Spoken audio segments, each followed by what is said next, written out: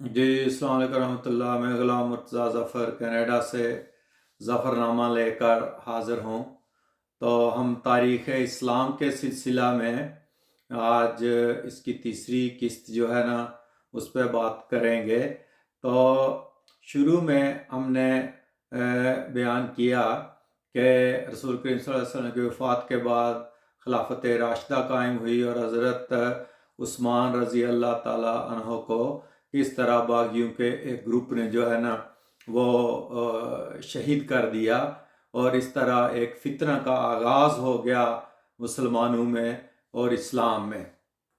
तो हज़रत उस्मान रज़ी अल्लाह अन्हो की शहादत के बाद 2-3 दिन तक तो कोई खलीफा ना बना, मगर उसके बाद फिर हज़रत तला रज़ी अल्लाह अन्हो और हज़रत ज़ुबैर रज़ी अल्लाह अन्हो ने हज़रत अली करमुल्लाह वजह को राज़ी किया कि आप जो है ना वो खिलाफत संभालें। कहते हैं कि शुरू में हज़रत अली रज़ी अल्लाह अन्हो ने कहा कि नहीं, आप जिसको भी खलीफा मुंतखब करेंगे मैं उसकी बैत कर लूँगा, मगर सब अकाबरीन जो थे उन्होंने हज़रत अली पे वोट किया और उन्हें कायल किया कि आप जो है ना वो खिलाफत संभाल लें। तो हज़रत अली 656 से 661 तक या 35 हिजरी से जो है वो 40 हिजरी तक वो खलीफा रहे। तो हज़रत अली का जो सबसे बड़ा चैलेंज खिलाफत संभालते ही हुआ वो था कि हज़रत उस्मान के कातलीन के साथ क्या किया जाए। उधर हज़रत अमीर माविया वो जो है वो कसास का मुतालबा कर रहे थे, वो हज़रत अली से मुतालबा कर रहे थे कि आप हज़रत उस्मान रज़ी अल्लाह अन्हु के कातलों को हमारे हवाले करो। और हज़रत अली रज़ी अल्लाह अन्हु ये फरमा रहे थे कि वो कातिल जो हैं वो मेरी दस्तरस से बाहर हैं। एक बात मैं यहाँ बता दूँ कि हम जब भी रसूल करीम सल्लल्लाहु अलैहि वसल्लम का नाम लेते हैं तो सल्लल्लाहु अलैहि वसल्लम साथ कहते हैं, जब भी सहाबा में से और खुलफाए राशिदीन में से किसी का नाम लेते हैं तो रज़ी अल्लाह ताला अन्हु कहते हैं, मगर कभी ज़ुबान की रवानी की वजह से खाली नाम ले लिया जाता है। तो नाउज़ुबिल्लाह, इसका ये मतलब नहीं कि हम एहतराम नहीं करते, इसको दरगुजर फरमा लें अगर कहीं कोई बोल चूक इस तरह की हो जाए, मगर हम सब रज़ी अल्लाह ताला अन्हो कहते हैं तमाम सहाबियों और जो खुलफाए राशिदीन हैं उनके साथ। तो इस तरह हज़रत अली दूसरी तरफ से ये मुतालबा हो रहा था कि जिस ग्रोह ने हज़रत उस्मान रज़ी अल्लाह अन्हु को शहीद किया है उन्होंने हज़रत अली की बैत कर ली हुई है, और हज़रत अली फरमाते हैं कि वो मेरी दस्तरस में नहीं है, मेरे काबू में नहीं है, वो एक और मजबूत ग्रोह था। तो वल्लाह आलम, हो सकता है कि इसी में सदाकत हुई हो, मगर मुतालबा बढ़ता गया हज़रत अमीर माविया की तरफ से। उसी दौरान ये हुआ कि एक तो हज़रत अली ने आते ही वो तमाम जो वाली थे, गवर्नर थे, उनको चेंज किया, और उसमें सबसे पहले उन्होंने अमीर माविया को बरतरफ कर दिया। शाम के जो गवर्नर थे या शाम के वाली थे वो, तो उनसे उनको बरतरफ कर दिया। हालांकि उन्होंने माना तो ना, लेकिन बरतरफ हज़रत अली रज़ी अल्लाह अन्हु ने उन्हें कर दिया। उधर दूसरी तरफ हज़रत आयशा रज़ी अल्लाह अन्हा मक्का गई हुई थी जब ये वाक़या शहादत उस्मान का हुआ, तो उनको वहाँ इतला मिली, तो वो बड़ी दिल बर्दाश्ता हुई, और उधर फ़ौरन ही बाद में हज़रत तला और हज़रत ज़ुबैर रज़ी अल्लाह अन्हु भी वहाँ पहुँच गए, और उन्होंने भी जाकर हज़रत आयशा से सारी तफसील बताई। तो हज़रत आयशा ने भी इनसे कहा कि उस्मान रज़ी अल्लाह अन्हु को बेगुनाह कत्ल किया गया है और उन्हें शहीद किया गया, तो उनका कसास और कातलों को हवाले करना चाहिए। तो उन्होंने भी मुतालबा कर दिया। तो इस तरह उन्होंने लोगों को तैयार किया। उस वक़्त हज़रत तला और हज़रत ज़ुबैर भी हज़रत आयशा की हमायत कर रहे थे। तो मदीना तो वो वापस ना आई, मगर वहाँ से बसरा जाकर फिर मुकाबला करने का एक किस्म का यानी प्रोग्राम था, तभी जंग जमल हुई।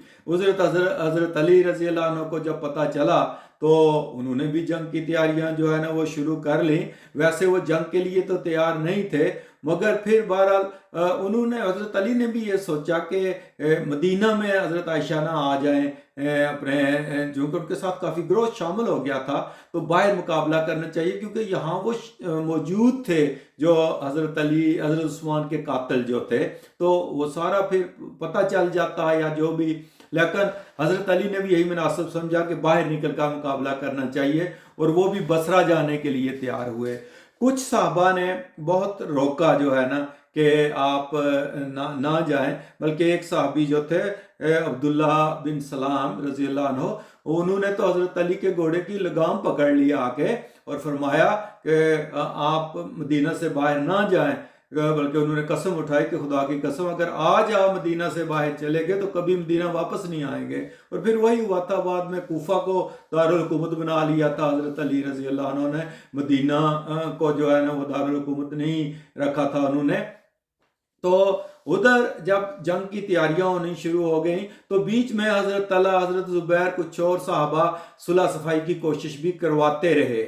تو بہت قریب تھا کہ یہ صلح ہو جاتی، مگر وہ جو سبائی گروہ تھا عبداللہ بن سبا ابن سودابی جسے کہتے تھے، وہ اس تاڑ میں تھے کہ کہیں یہ صلح ہی نہ کر لیں، کیونکہ صلح کرتے تو ان کی شامت آ جاتی. اس لیے انہوں نے اندر ایک دفعہ تو انہوں نے حضرت علی کو بھی شہید کرنے کا منصوبہ، قتل کرنے کا منصوبہ بنا لیا کہ اس کو بھی عثمان کے ساتھ پہنچا دیتے ہیں تاکہ نہ رہے بانس نہ بجے بانسری.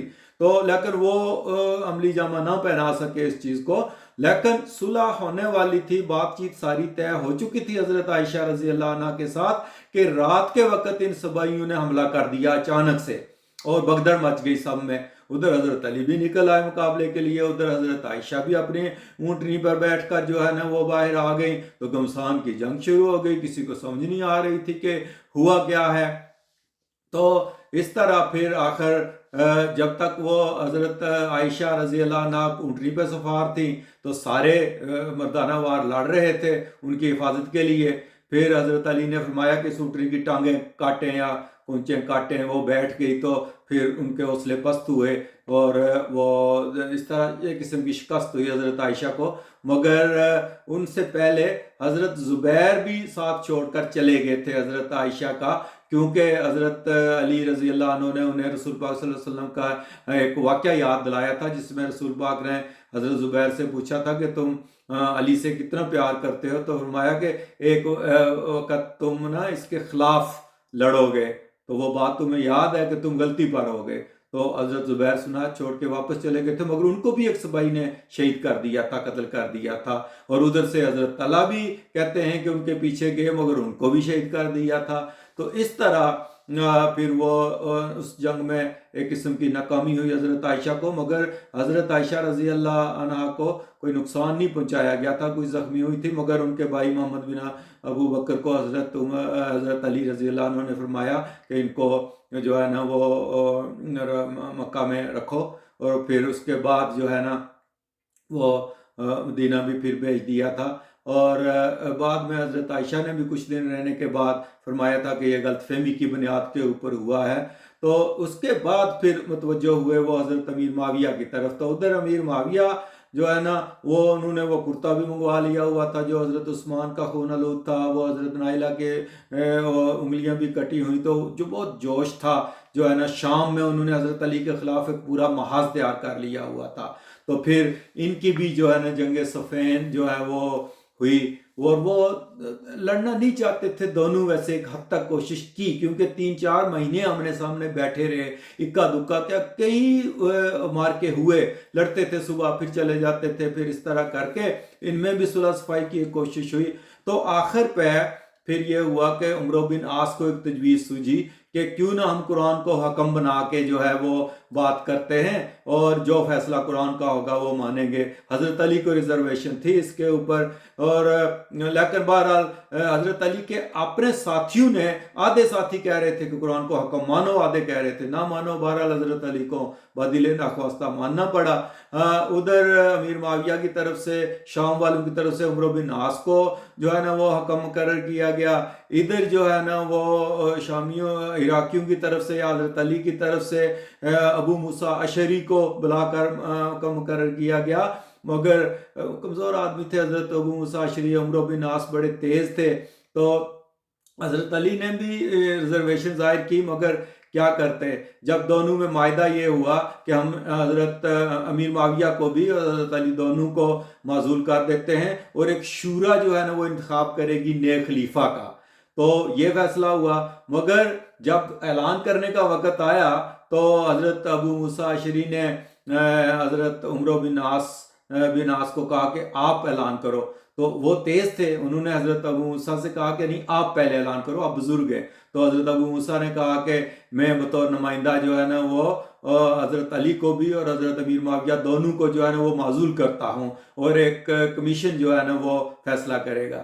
پھر حضرت عمرو بن عاص آئے تو انہوں نے کہا جی کہ آپ نے سن لیا کہ حضرت علی کے نمائندہ نے معزول کر دیا ہے حضرت علی کو، اور میں بھی حضرت علی کو معزول کرتا ہوں، مگر میں امیر معاویہ کو برقرار رکھتا ہوں، کیونکہ وہ حضرت عثمان کے ولی ہیں اور قصاص کے حقدار ہیں، اس لیے وہ حق پر ہیں۔ تو اس طرح شور مچ گیا۔ حضرت ابو موسیٰ اشعری نے بھی کہا کہ یہ غداری ہو گئی ہے، یہ غلط ہوا ہے، یہ فیصلہ نہیں ہوا تھا، ہم نے تو دونوں کو معزول کیا تھا۔ مگر اس طرح بدقسمتی سے، اب ہم کیا کہیں کہ کون ٹھیک تھا یا کون غلط تھا، مگر یہ فیصلہ ہو گیا کہ حضرت علی کو معزول قرار دے دیا گیا اور حضرت امیر معاویہ کو برقرار رکھا گیا، اور ایک نئے فتنہ کی بنیاد پڑ گئی۔